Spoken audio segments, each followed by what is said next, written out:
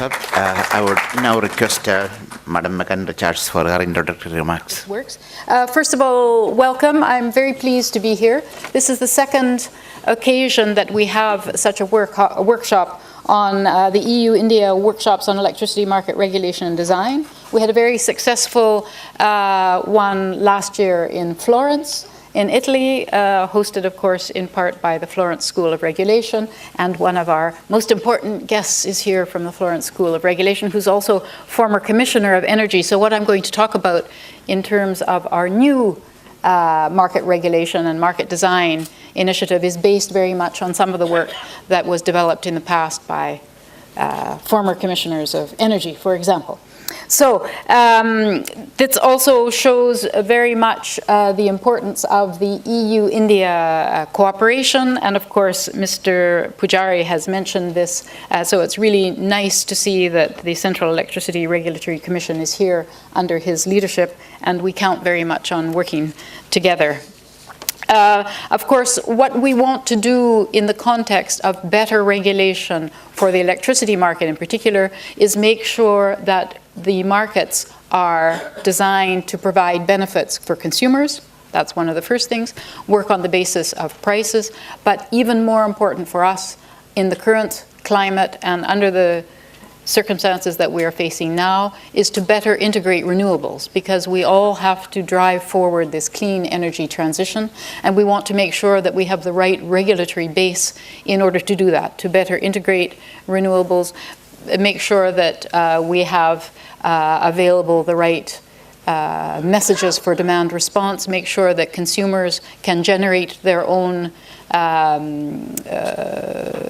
electricity themselves from solar panels or for wind. We have many community-based provisions in Europe, for example, and that the demand response provisions can be used better. So these are all very important elements of the right regulatory framework to drive forward not just better digitalization of the system, better use of smart grids and smart metering, but also better consumer reaction and a better deal for consumers as well as for society as a whole. So this is really what we're looking at in our 2030 legislative package for market design that, as I said, was based on the 2020 provisions. And of course, it lays the base for our future long-term strategy under the Paris Climate Agreement, because that will help us move towards a carbon-free situation in the future.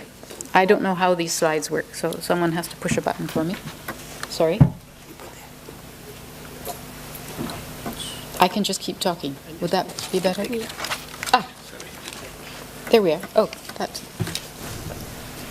Where do I push the button? Here? That one? Oops. There we are. So, as I've mentioned already, the importance of decentralization, digitalization. These are two very important elements in the new electricity market design, and of course, better integration. In Europe, we are talking about an integrated internal market, but our internal market, as you can imagine, does not begin or end at our borders. We have many countries with whom we trade electricity as well, and we want to make sure that this continues in the future. I've mentioned already the importance of 2030 and 2050 goals, so those I will skip now. In terms of the overall 2030 legislation, we have introduced new objectives for a higher percentage of renewables by 2030. That's 32% renewables across all of the European Union member states. In the 2020 provisions, these were individual member state by member state. So this makes it even more complex in the future to address this, making sure that we attain these goals. And this is true also for energy efficiency. Energy efficiency, again, will be at EU level rather than individual member states. So this is why we have something called the governance regulation, which makes sure that the member states work together, that investors can identify what individual member states are planning to do, and that the member states draw up 10-year plans on how they're going to attain these goals by 2030, what they're going to do specifically. And as I said, this is important both for private and public investors to be able to see where the potential lies for them. The new electricity market design is one of the most important aspects in the context here. These are the new headlines. I'm not going to talk about that. So, what do we want to talk about in particular with respect to the electricity market? First of all, we want to boost wholesale market flexibility and provide clear price signals. I've mentioned that in particular, to facilitate continuing penetration of renewable energies and ensure the right investments. In the past, let's say 10 years, we have seen a significant reduction in subsidization of renewable energies in Europe and a very significant reduction in the costs of renewable energies in Europe. And this has meant that there is greater potential to expand, investors are interested, and we have seen that the competition in the market is even greater. We want to enable active consumer participation and ensure that consumers are protected and benefit from progress in energy technologies. Demand response is a very important element for consumers because by using smart meters and using smart grid technologies, they can see when are costs high, when are costs low, when is it best for them to draw down electricity, when is it useful for them to sell to the market as well. And of course, storage will be an important factor in this consideration as well, allowing them to adjust even better. I mentioned also decentralization. We see many big industries in particular, but also communities developing and generating their own renewables. We want to make sure that they can not only generate these, but contribute to the grid, feed them back into the grid, and use these properly.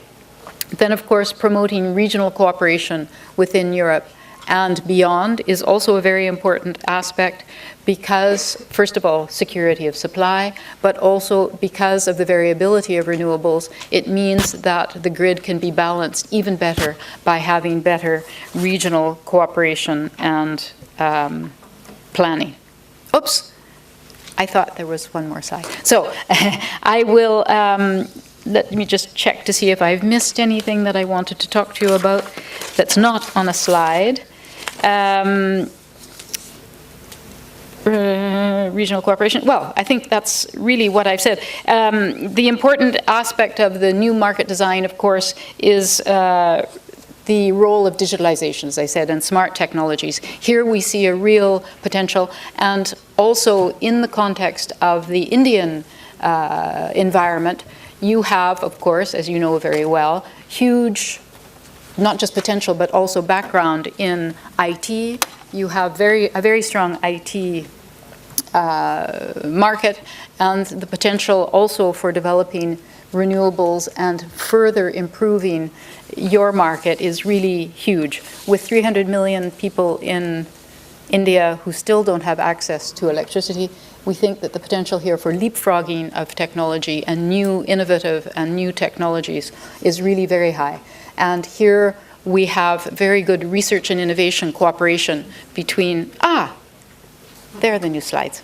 Well, now that we found the new slides, I'm not sure it's really worth to talk about them. You will see them in the, I think we'll circulate them because otherwise I'll take up too much time and we started a little bit late. So thank you very much for your attention. I encourage you to participate actively in the discussions. We look forward to hearing very good exchange of ideas and of course to continuing the very good cooperation that we have. Thank you.